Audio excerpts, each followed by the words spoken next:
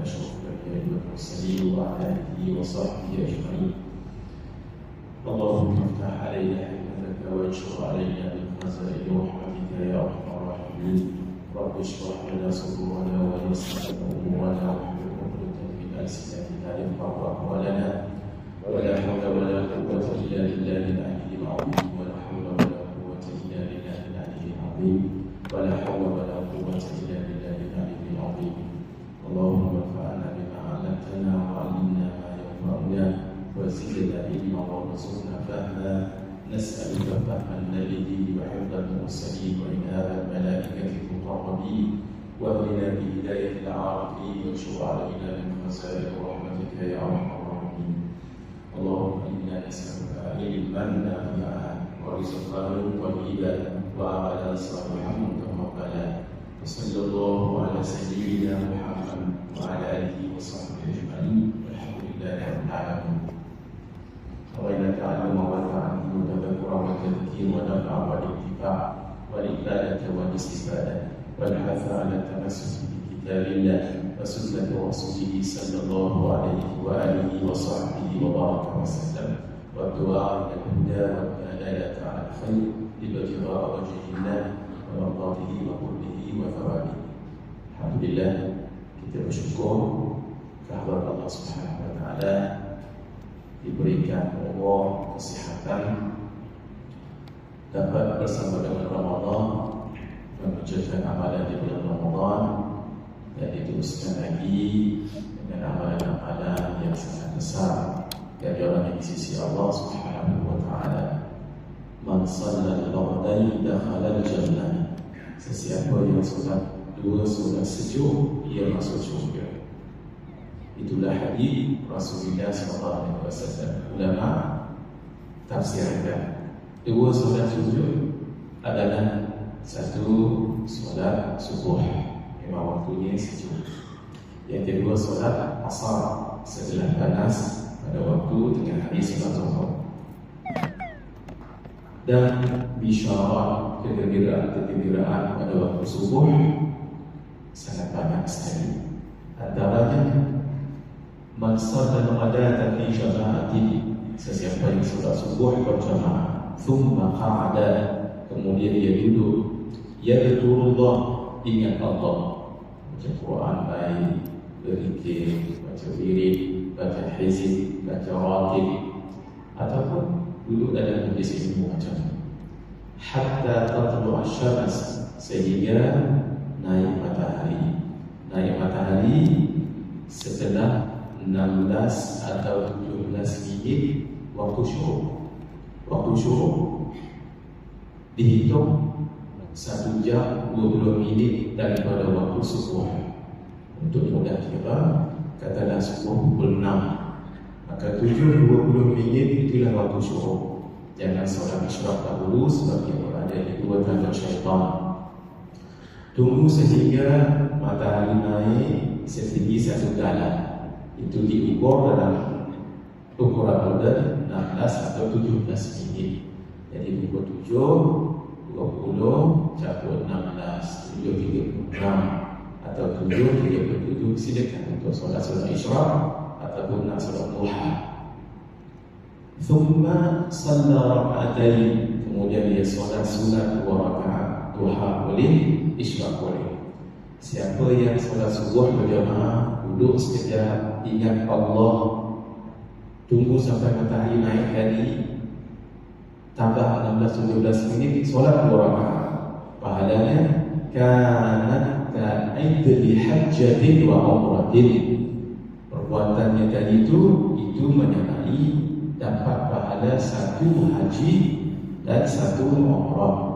Untuk penegasan Nabi sebutkan ta'abatin ta'abah, sempurna.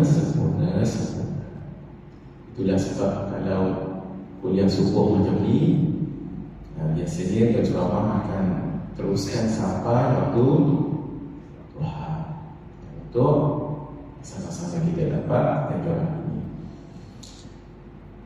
Pagi ini saya nak bawa saya dan tuan-tuan untuk mensyukuri satu nikmat yang besar yang Allah berikan kepada umat ini, malah kepada manusia keseluruhannya, untuk kita kenal sosok tokoh yang mulia yang sangat berjasa dalam diri kita semua.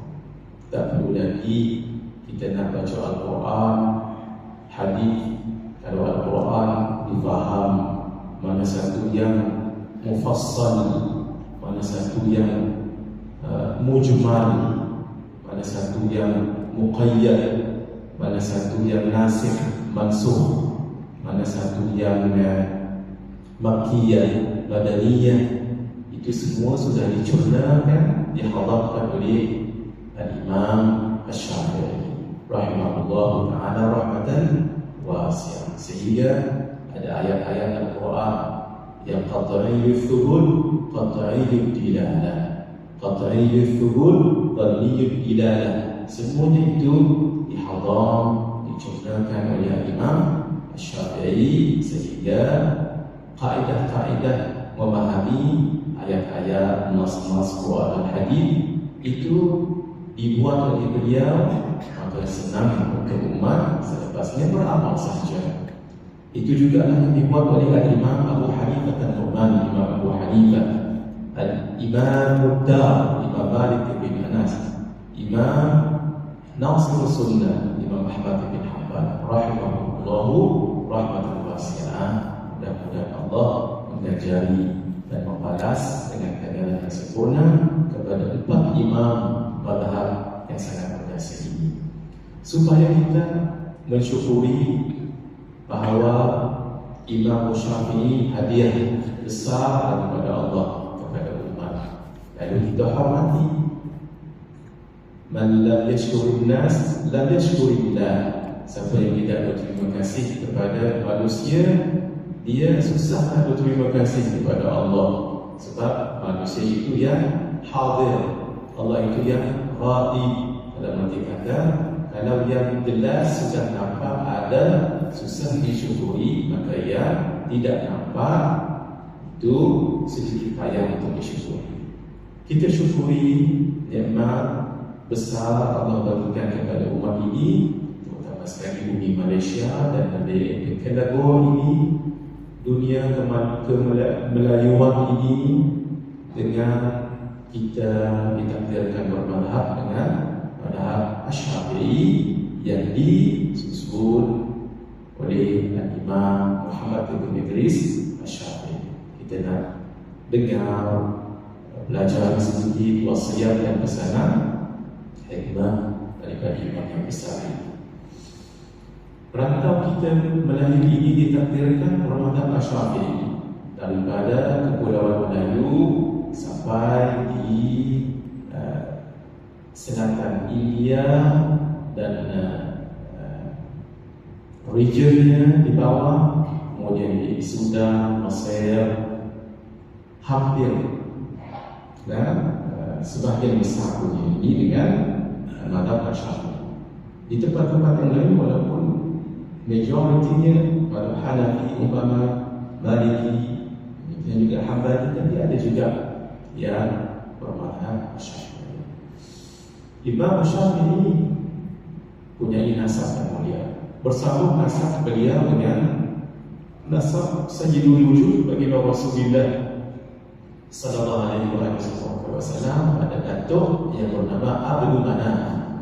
Kalau Imam Syafi'i, Imam Asy-Syafi'i itu gedaran beliau, nama beliau Muhammad, ayahnya Idris bin Al-Abbas bin Uthman bin Syafi'i. Daripada tu beliau yang ketiga inilah, beliau diambil nama Syafi'i. Nama asal beliau Muhammad bin Sa'id bin Ubay bin Abdul Yazid bin Hashim bin Al-Muttalib bin Abdi Manaf. Naik ke atas. Kalau Rasulullah SAW, Sayyidina Muhammad, itu nama bersama Muhammad sama dengan Muhammad bin Abdullah bin Abdul Muttalib bin Hashim bin Abdi Manaf. Naik ke atas. Bin Usayy bin Kilab ibn Murtad bin Ka'b bin Lu'ay bin Ghalib bin Fihri ibn Malik bin Nadhr bin Kinanah bin Khuzaimah bin Mudrikah bin Ilyas ibni Mudar ibni Nizar ibni Ma'd ibni Adnan sampai ke atas. Sallallahu alaihi wasallam. Maksud beliau mempunyai nasab yang sangat mulia. Kemuliaan seseorang itu mungkin dilihat dari segi nasabnya, tapi lebih lagi dari segi ilmu, dari segi amal. Imam Syafi'i lahir di negeri ataupun negara yang sampai sekarang bergolak, yaitu di negeri Palestin. Walaupun begitu, negeri ini sangat barakah sekali, menjadi tempat peristiwa Isra dan Mi'raj. Isra bermula daripada Makkah di Al-Masjidil Haram, pergi ke Bait Al-Muqaddas, yaitu di Palestin, di Al-Masjid Al-Aqsa. Masjid Al-Aqsa ini bukan satu masjid, hanya kompleks. Dalam Masjid Al-Aqsa itu ada Masjid Al-Qibli, ada Masjid Al-Qura, ada Masjid Qubbatul As-Sakhra, ada Masjid Marwan, ada 5 masjid dalam kompleks itu namanya Al-Masjid Al-Aqsa. Al-Masjid Al-Aqsa bukan masjid, tapi kompleks. Dalam lingkungan itu ada masjid-masjid, itu maksudnya. Kenapa dipilih Palestin menjadi tempat Isra dan Mi'raj? Sudah pasti barakah. Allah sendiri menyebutkan alladzi barakna hawlahu linuriyahu min ayatina, yang kami berkati sekalian tempat dan sekelilingnya di Masjid Al-Aqsa itu. Lahir di Gaza, Palestin. Kita orang Melayu kadang-kadang bila kita lihat ada tulisan GH, kita bersebut Ga. Asalnya Gha. Kita sebut Gaza. Jadi sebutan yang sebenar GH itu Gaza. Jadi gitu kan. Jadi di Gaza Palestin di Gaza, kita sebut Gaza. Dan disitulah Imam Syafi'i dilahirkan pada tahun 150 Hijriah. Ketika beliau dikandungkan oleh mak beliau dalam kandungan, disebut oleh Imam Al-Khatib Al-Baghdadi dalam kitabnya Tarikh Baghdad, mak Imam Syafi'i bermimpi ada cahaya datang daripada perut naik ke atas sampai di awan yang tinggi bercahaya. Kemudian cahaya tadi itu pergi ke tempat Mesir dan jatuh di Mesir. Ulama Ahlul Ta'wil yang pandai mentafsir mimpi itu mentakwilkan bahawa anak yang dikandung itu akan jadi sambedi pada suatu hari nanti. Buktinya cahaya itu naik di atas langit menerangi dunia. Itu bermakna ilmu, wasiat, hikmah Imam Syafi'i itu akan dimanfaatkan oleh orang seluruh dunia. Walaupun Imam Syafi'i tak pernah sampai di Bukit Indah, ilmu beliau sampai sekarang diketahui dan kita manfaatkan. Begitu juga nasihat, hikmah. Begitu juga di seluruh dunia. Walaupun tidak bermadhab Syafi'i, tapi ini pendapat Imam Syafi'i. Imam Syafi'i mengatakan demikian. Itu isyarat cahaya dan itu sampai terang ke seluruh dunia. Jatuh di Mesir, ini isyarat Imam Syafi'i, ilmu beliau dimanfaatkan lebih khusus orang Mesir. Memang kita lihat nanti kehidupan Imam Syafi'i dan di Palestin, meninggal di Mesir dan kubur beliau di Mesir, orang Mesir alim-alim. InsyaAllah dalam masa terdekat, seorang yang sangat alim dalam semua fard ilmu, malah dalam bab tasawuf dan tariqat. Al-alim al-alama al-syekh al-usuli al-faqih al-lughawi al-arif billah Dr. Ali Jumaah. InsyaAllah dalam minggu depan, maka silap saya lebih. Dia akan hadir ke bumi Malaysia ini, akan bumi kita dengan kehadiran para ulama. Imam Syafi'i lahir ketika dua orang imam wafat. Satu, seorang imam besar di bumi Kufah negara Iraq, Al-Imam Abu Hanifah dan Nu'man, Imam Abu Hanifah, Imam Hanafi. meninggal pada tahun Imam Syafi'i lahir 150 Hijriah. Dan seorang imam di Makkah, Al-Imam Ibnu Jurayj Al-Makki meninggal. Lalu kata orang, anak ini nanti akan mewarisi ketokohan, keilmuan, kehebatan orang imam yang besar. Memang benar Imam Syafi'i menempatkan dirinya di kalangan ulama-ulama yang besar ini, seperti Al-Imam Abu Hanifah An-Nu'man, beliau meninggal tahun 150 Hijriah. Al-Imam Malik bin Anas, beliau meninggal tahun 179 Hijriah. Al-Imam Syafi'i meninggal tahun 204 Hijriah. Al-Imam Ahmad bin Hanbal meninggal pada tahun 241 Hijriah. Inilah dia para imam yang sangat mulia. Beliau ketika umur 6 tahun, beliau sudah jadi yatim sebab meninggal ayahnya. Dibawa oleh ibunya pergi ke Makkah, berpindah ke bumi Makkah. Dan Imam Syafi'i hidup dalam kawasan dan bersama dengan kabilah Bani Huzail. Kabilah Bani Huzail ini orang yang sangat fasih bahasa Arab. Dan bahasa ini ada bahasa fasih, ada bahasa fasih. Ini Imam Syafi'i lahir sehingga membentuk akan kepribadian beliau duduk di kampung itu dengan jiwa yang lembut, tenang, tidak huru-hara, tidak menggelabah, belajar kesopanan, kesantunan orang-orang kampung dengan perangai lembut, tidak kasar, juga bahasa. Supaya itu budak-budak kalau dia minta di mana-mana tempat, kalau suruh berbahasa Arab, dia kuasai bahasa Arab. Kalau Inggris, dia akan kuasai bahasa Inggris.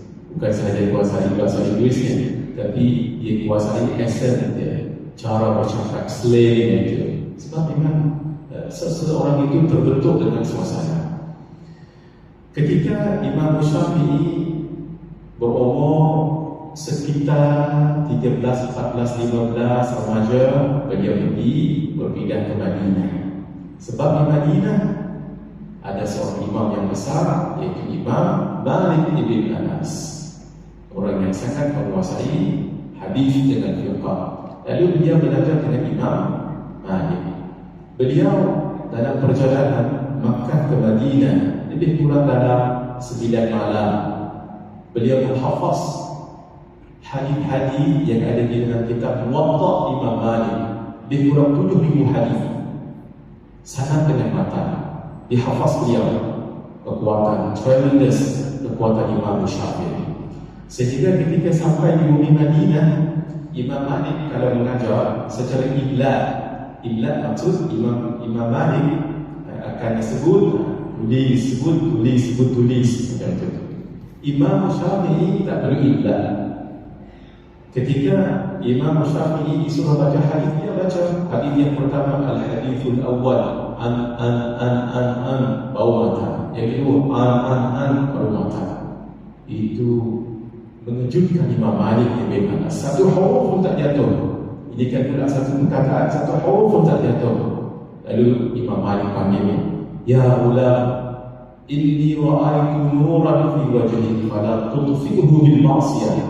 Wahai budak, itu remaja, aku melihat di wajahmu ada nur. Ada orang yang Allah bagi kelebihan dapat lihat wajah seseorang. Nah, orang itu ahli taat, ahli maksiat, tapi tidak semua orang dan tidak semua keadaan. Tapi terkadang dibuka Allah, disingkapkan Allah orang-orang yang tertentu. Sebab itu Nabi sebut ittaqu firasatal mu'minin fa innahum yanzuruna bi rahmatillah. Takutlah kamu dengan pandangan orang-orang yang beriman, yang saleh, sebab mereka melihat dengan penglihatan tebus yang dikurniakan oleh Allah SWT. Kerana Imam Syafi'i menghafaz tak jatuh satu pun huruf. Itu mentakjubkan Imam Malik bin Anas. Dan Imam Malik bagi tahu, aku lihat ada nur di wajahmu. Jangan padamkan dia dengan maksiat. Rupanya maksiat itu menggelapkan wajah seseorang walaupun kulitnya putih, tetapi ilmu hikmah itu mencahayakan wajah seseorang walaupun mungkin kulitnya gelap.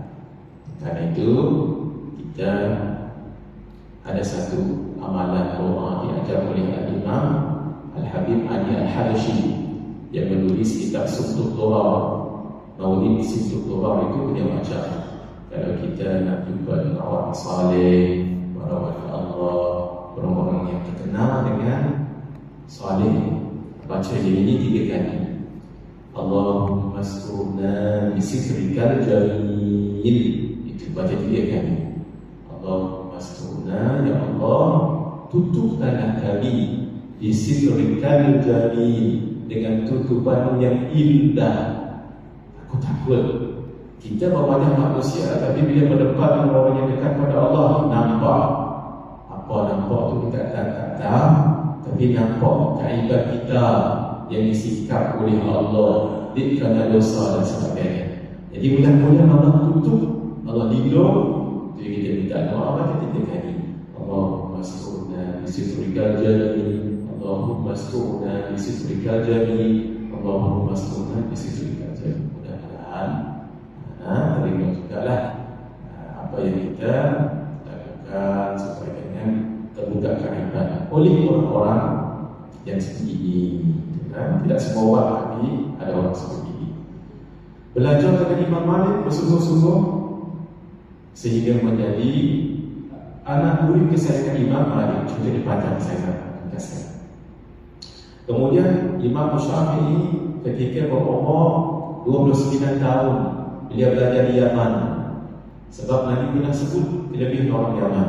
Alhamdulillah Habib Omar juga akan hadir dan masa terdekat di Malaysia ini. Dia kaedah dia, mana-mana bumi tempat yang hadir orang saleh itu barakah. Sebab itu disebut dalam kitab Al-Adabul Mufrad karangan Al-Imam Al-Bukhari, disebut kalau ada orang saleh datang rumah kita, minta dia solat 2 rakaat di rumah kita. Kalau orang yang tahu, dia tahu lah. Syekh, maaf, boleh tolong solat di rumah saya, solat sunat ke solat apa, supaya mudah-mudahan ada keberkatan. Itu disebut dalam kitab Al-Adabul Mufrad Imam Al-Bukhari. Kalau menjemput orang saleh di rumah, jangan lepas keluar. Kita bentangkan sajadah, kita izin dulu. Syekh, kita izin untuk Syekh solat di sini kan, di rumah saya. Biasanya Tuan Syekh ini kalau insyaAllah faham akan solat. Jangan waktu tahrir, waktu haram, jangan kita pun tahu haram itu benar. Kita mudah-mudahan ambil peluang. Pergi ke Yaman umur 29 tahun, belajar dan kahwin di Yaman, mengajar di Yaman.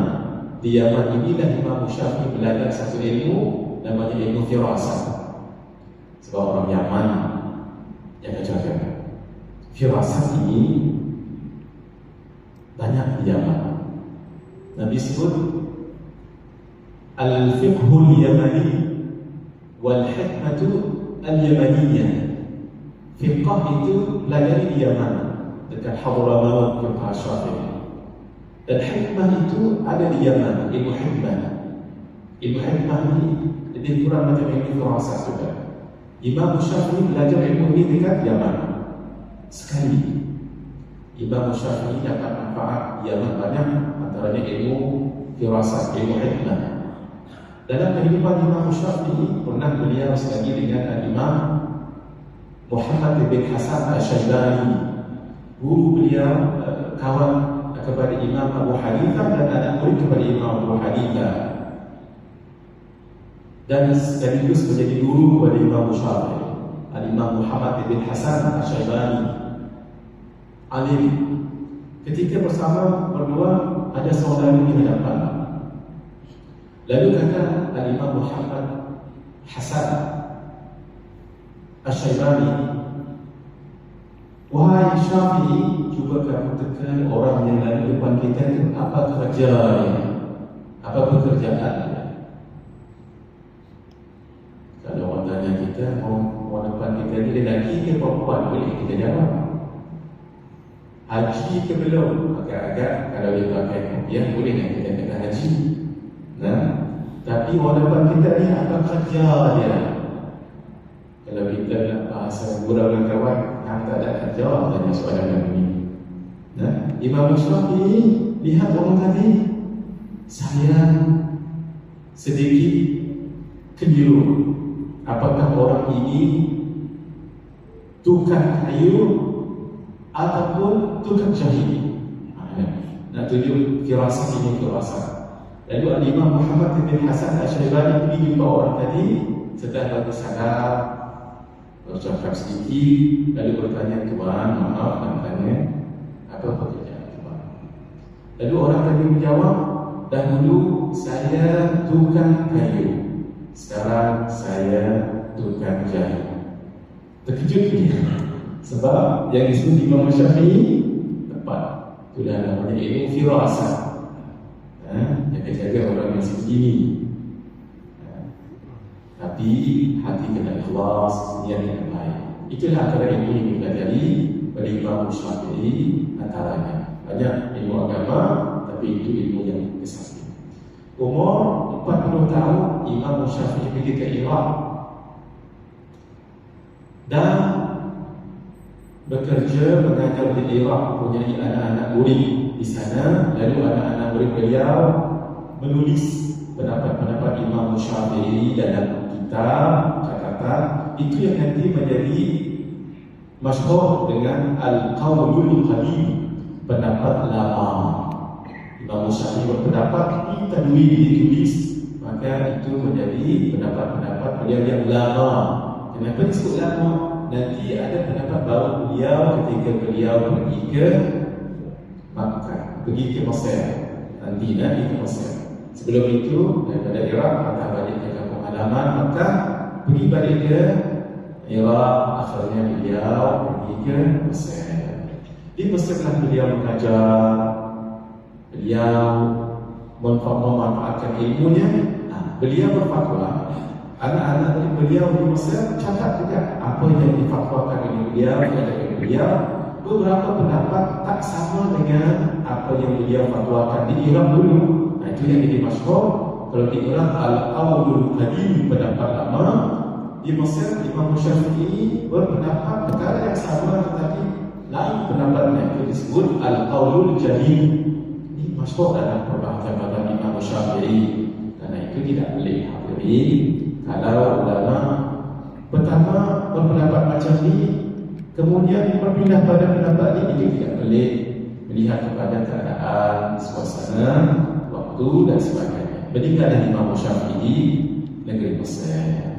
Itulah sekelumit peristiwa ataupun kehidupan Imam Syafi'i selama 54 tahun umur yang sangat bercahaya, sangat barakah. Sampai sekarang ini beliau dimanfaatkan. Nabi SAW menyebutkan, "Inna Quraisy yabda'u tibaqal ardi ilmuhu." Nanti akan lahir seorang berbangsa Quraisy, ilmunya memenuhi dunia. Kata Imam Ahmad bin Hanbal, hadis ini merujuk kepada guru Imam Asy-Syafi'i rahimahullahu rahmatan wasi'ah. Inilah dia masjid Imam Syafi'i. Bagi siapa yang belum pergi ke Mesir, tuan buatlah trip, ikutlah trip yang pergi ke tempat-tempat yang baik-baik. Antaranya ke Mesir. Kalau kita nak pergi umrah, ada orang buat trip di sini, dulu tempat-tempat bersejarah, menziarahi imam-imam yang besar. Ini masjid Imam Syafi'i di Mesir. Ini pintu masuk. Ini setelah di decoration, saya pergi hari itu. Alhamdulillah. Tapi masih dalam proses baik pulih. Tak sempat saya masuk ke rumah yang kubur Imam Syafi'i di depan pintu saja. Cantik dalam setelah dia Ramadan. Cantik sebab orang setiap kali pergi ke Mesir akan menyempati waktunya untuk berziarah Imam Syafi'i di Masjid Al-Imam Asy-Syafi'i. Inilah kubur beliau makam. Ini disebut empat kubur yang bukan sebesar ini, dan dalam itu ada bentuk macam dharih, macam kubur yang sangat beliau dan tangan terbiasa juga dan kaki bawah tangan. Allah bolehkan Imam Syafi'i ketika hidup sampai meninggal dunia. Ini diziarahi, Masya Allah. Orang Mesir kalau menjaga kubur-kubur para ahli ulama itu sangat jelas. Sebab itu keberkatan ada di bumi Mesir. Walaupun bumi Mesir dari segi kemiskinan mereka juga, ya, tetapi keberkatan itu rasai dengan ilmunya, dengan amalan dan sebagainya. Yang dalam ini tadi di dalam ini, dalam kotak ini ataupun dalam bangunan ini, inilah tabih maqam. Jadi ada pun jasad bukan dekat sini, jasadnya di dalam tanah. Itulah dia Imam Syafi'i rahimahullah ta'ala rahmatan wasi'ah. Sebelum lanjut, mari kita baca surah Al-Fatihah khusus kepada Imam Syafi'i, umum kepada semua ayah ibu kita yang sudah meninggal dunia semua sekali. Ala hadhihi niyyah wa ala kulli niyyatin shaliha. Al-Fatihah. A'udzubillahi minasyaitonir rajim. Alhamdulillahi rabbil alamin. Iyyaka na'budu wa iyyaka nasta'in. Ihdinas siratal mustaqim. Siratal ladzina an'amta 'alaihim. Imam Syafi'i menghafaz Al-Quran dan menghafaz Muwatta. Beliau sendiri sebut hafiztul Quran wa ana ibnu sab'a sinin wa hafiztul Muwatta wa ana ibnu 10. Saya hafaz Quran ketika umur 7 tahun. Anak kita sekolah tadi, sekolah dari satu hafaz entire Al-Quran 30 juzuk dan menghafaz kitab Muwatta Imam Malik umur 10 tahun, 7,000 hadis tak jatuh. Itu Masya Allah. Beliau ada kaitan kekuatan hafazan beliau dengan peristiwa minum air Zam-Zam.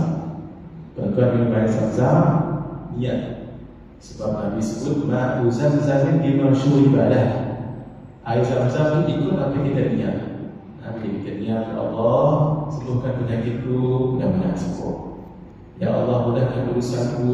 Ya Allah, bagilah saya dapat tidur malam, selalu kena migraine contohnya. Niat yang baik-baik. Imam Syafi'i ketika minum air Zam-Zam, beliau niat tepat amanah sesuai dengan sukan ketika itu. Beliau niat Allah bagikan ilmu dan beliau niat masuk surga. Ini 3 niat Imam Syafi'i. Imam Syafi'i kalau memanah ada 10 yang dipanah, 9 tepat, 1 mungkin sedikit tersasar. Kerana doa beliau ketika minum air Zam-Zam. Boleh sebab apa niat yang baik-baik, ilmu yang ulama besar masuk surga. Kita optimis orang-orang seperti Imam Syafi'i ini orang yang sangat berjasa kepada umat ilmu sampai sekarang. Kata guru kami Syekh Muhammad Nuruddin Al-Bajali, tidak ada seorang pun yang bermazhab Syafi'i melainkan Imam Syafi'i akan dapat pahala. Sebab terus lahir dia terus mazhab Syafi'i, terus tahu pukul solat ada 13, kemudian puasa macam ni, zakat macam ni. Ilmu siapa dia? Ilmu Imam Syafi'i. Ketika mencari ilmu agama, beliau pernah berlaku satu peristiwa. Beliau sangat mahir bahasa Arab ketika itu. Syair Arab, syair jahiliyah. Setiap word Imam Syafi'i tahu apa word dia. Sangat mutadallah, sangat mulim melengkapi diri dia dengan ilmu bahasa. Cuma satu ketika ada seorang bertanya kepada Imam Syafi'i, "Ma taqulu fi imra'atihi ataupun fi imra'atin tahidu yawman wa tatiru yawman?" Apa pendapat kamu pada seorang perempuan yang dia haid satu hari, dia bersih satu hari? Apa hukumnya? Haidkah, istihadahkah? Imam Syafi'i jawab, la adri. Saya tak tahu. Saya tak tahu. Dalam ilmu agama kita kena frank, kita kena ikhlas. Kalau tak tahu, abang tak tahu. Orang yang kata tak tahu, itu bermakna dia tahu. Sebab dia tahu, dia tak tahu. Ketika orang tanya, apa masalahnya? Maaf tuan tak tahu. Ketika dia kata tak tahu, itu bermakna dia tahu. Sebab dia tahu yang dia tak tahu. Ada orang yang tak tahu, tapi yang tak tahu itu bermakna dia tak tahu. Nah, di dalam kitab Risalah Al-Mustarsyidi kadang-kadang Imam Al-Muhasibi beliau menukilkan apa yang disebut oleh Sayyidina Ali radhiyallahu ta'ala anhu wa qarraballahu wajhah wa alaihi salam. Kata Sayyidina Ali, ta'allam la a'lam wa la ta'allam a'lam, in qulta la a'lam allimuka hatta ta'lam, wa in qulta a'lam sa'aluka hatta la ta'lam. Belajar sebut saya tak tahu, jangan selalu sebut saya tahu. Pasal kalau kamu sebut saya tak tahu, mereka akan ajak kamu sampai kamu tahu. Tapi kalau kamu selalu sebut saya tahu, mereka akan tanya kamu sampai kamu tak tahu. Dengar pendapat agama, tak tahu apa tak tahu. Imam Malik bin Anas 50 lebih hadis, 50 lebih soalan agama ditanya. Dia jawab tiga. Imam Malik, siapa tak kenal Imam Malik? Imam Imam sangat alim. Tanya 50 lebih soalan, 3 dia jawab. Hak lain, wallahu a'lam. Ada orang mengatakan dia imam, saya naik kepada dia. Tiba-tiba tuan jawab saya tak tahu. Imam Malik kata tak jawab je lah. Nak jawab macam mana kalau saya tak tahu? Ada fikiran? Orang kalau kata tak tahu, itu tandanya dia tahu dan dia itu tawaduk dengan ilmunya. Dari itu tak tahu, ya benar ni. Wahai anak saudara, orang Arab itu, siapa pun orang tua itu tak kenal, dikira anak saudara, dikira orang pakat. Al-fariidatu awla laka minan nafilah. Benda wajib ini lebih penting daripada kamu, daripada benda hak sunat dan syarat seperti inilah boleh. Tapi bapa agama hukum kita pada orang tanya lagu ini, saya nak jawab. Kalau saya jawab, mungkin maqal amalan. Faman bi ghairi ilmin ya'malu fa a'maluhu mardudatun la tuqbalu. Al-Imam Ibn Ruslan dalam kitabnya Az-Zuhad menyebutkan, maka sesiapa yang beramal tanpa ilmu akan ditolak dengan terima Allah. Kena ada ilmu agama. Starting daripada peristiwa ini dan dia belajar tafaqih. Yu'tika Allah, belajarlah fiqh, mudah-mudahan aku diangkat derajat oleh Allah. Fa nafa'ani Allahu bi kalami, aku mendapat manfaat daripada nasihat orang ini tadi, kata Imam Syafi'i. Fa katabtu ma sya'allahu min ibni Uyainah, saya pun belajar mencatat apa yang saya belajar daripada guruku Sufyan bin Uyainah. Ada 2 orang Sufyan. Satu Sufyan bin Uyainah guru pada Imam Syafi'i. Satu lagi Sufyan Al-Thawri, guru kepada Imam Malik. Thumma kuntu ujalisu Muslim bin Khalid. Saya pun belajar dengan tuan guru Muslim bin Khalid. Thumma qaddamtu ala dhalik, saya pergi juga dengan Imam Malik. Falamma aradtu alaihi ila kitab as-siyar, ketika saya nak belajar kitab tentang sejarah, kata Imam Malik, qala li tafaqqah ta'al ya ibn akhi, jangan belajar sejarah dulu, belajar fiqh. Datang ke sini, saya ajar. Itulah antara starting point Imam Syafi'i sangat adil, belajar fiqh. Seawal umur muda dah dipercayai guru untuk menjawab soalan agama dan fatwa. Anak Imam Syafi'i dan bapa beliau kata, saya dengar ayah dan bapa saudaraku berkata, "Kana Sufyan bin Uyainah adalah Imam Sufyan bin Uyainah idza ja'a syai'un min al-tafsir wal fatwa." Apabila menghadapi ketidakjelasan tentang permasalahan dalam tafsir dan fatwa, wal tafata ila Syafi'i, yang beralih di Imam Syafi'i anak murid beliau, yaqul fa yaqul, kata beliau, salu hada, kamu tanya dia jawab. Itu maksudnya itu ijazah daripada guru untuk mengajar. Orang dulu itu selagi tak ijazah tak mengajar. Orang dulu nak tunjuk guru akui dulu ilmu baru mengajar.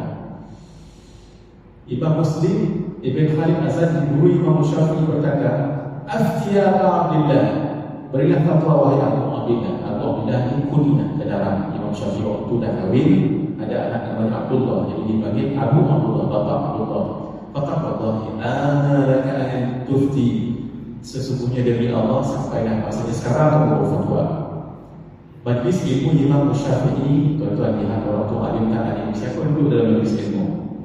Kalau yang duduk tu biasa, bukan kata alim, tetapi kalau ada orang yang lebih alim, orang alim itu maksudnya ilmu itu hebat, guru itu hebat.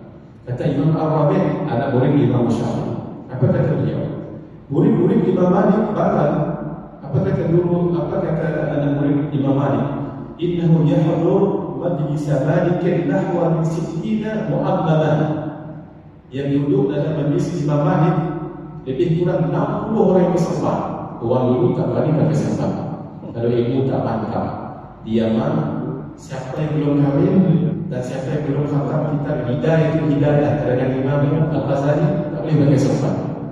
Maksudnya siapa yang pakai serban tu dia bawa orang kemah di singgah tempat. Kalau di Malaysia ada tak apa.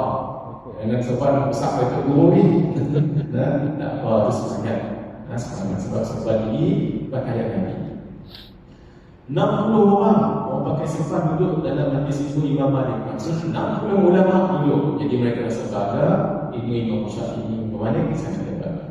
Tapi kata Arab bukan nak menandingi, tapi nak tunjukkan Imam Syafi'i pun hebat. Wallahi laqad adadtu fi majlis Syafi'i, demi Allah saya kira, saya hitung hak duduk dalam majlis Imam Syafi'i itu siapa? 300 mu'amilin siwa man syadda anni. 300 orang bersahabat selain daripada yang kurang aku kenal, yang tak kenal saya tak pernah tahu.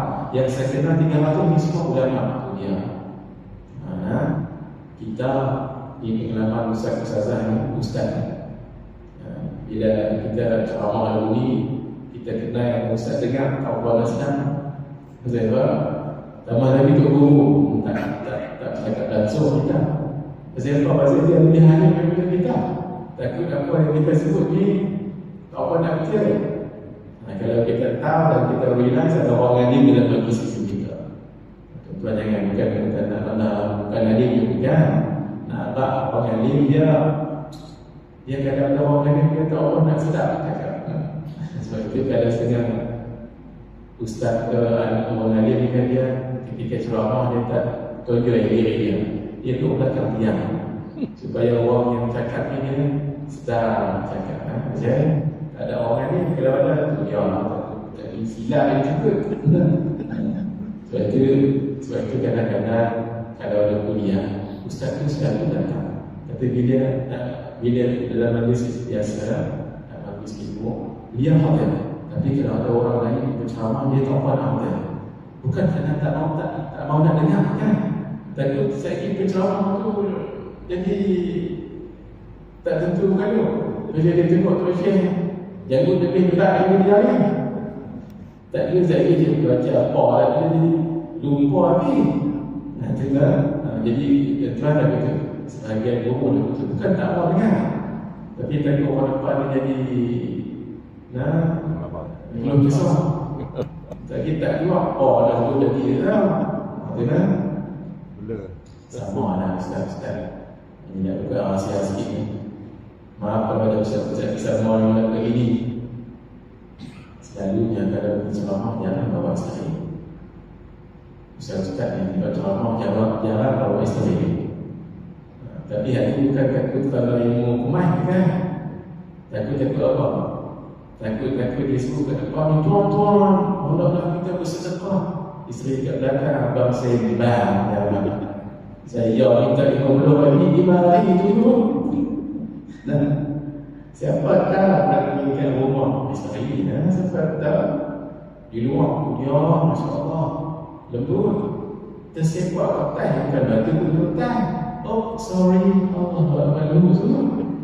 Tapi orang lembut tadi sampai orang kata oh, isteri dia ni untung apa saya tak jumpa ustaz lembut. Hak ustaz lembut ni gaji dan 5 ekor kucing nanti dia kenal rumah. Siapa tahu. Dekat luar macam sebut bunyi sebut ulama dia pada bergerak nyanyi lagu kita proses kita mandi ni. Sebab itu kalau statement pujian baik daripada mulut isteri, insyaAllah betul. Kalau pujian itu makna daripada di masjid, anak-anak murid, orang luar terbiasa. Saya tak tahu kat rumah tu siapa.